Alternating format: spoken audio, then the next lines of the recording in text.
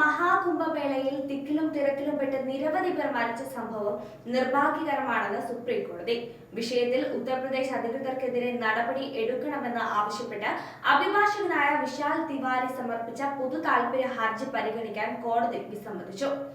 ഹർജിയുമായി അലഹബാദ് ഹൈക്കോടതിയെ സമീപിക്കാൻ ഹർജിക്കാരനോട് സുപ്രീം കോടതി നിർദ്ദേശിച്ചു. ഇതൊരു നിർഭാഗ്യകരമായ സംഭവമാണ്, ആശങ്കാജനകവുമാണ്. ഹൈക്കോടതിയിലേക്ക് പോകൂ, ഇതാണ് കോടതി പറഞ്ഞത്. കുംഭമേളയിൽ ജനക്കൂട്ടത്തെ നിയന്ത്രണ വിധേയമാക്കുന്നതിൽ ഉത്തർപ്രദേശ് സർക്കാരിന് വീഴ്ചയും അശ്രദ്ധയും ഭരണപരാജയവും ഉണ്ടായെന്ന് പൊതു താൽപര്യ ഹർജിയിൽ ആരോപിക്കുന്നു.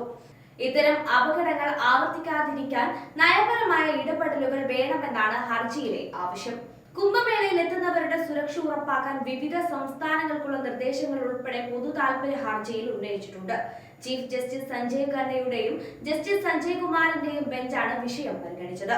അപകടത്തിൽ 30 പേർ കൊല്ലപ്പെടുകയും 60-ലധികം പേർക്ക് പരിക്കേൽക്കുകയും ചെയ്തിരുന്നു. സംഭവത്തിൽ ജുഡീഷ്യൽ അന്വേഷണം നടക്കുകയാണെന്ന് സംസ്ഥാനത്തെ പ്രതിനിധീകരിച്ച് മുതിർന്ന അഭിഭാഷകൻ മുകുൾ റോത്തഗി ബെഞ്ചിനെ അറിയിച്ചു.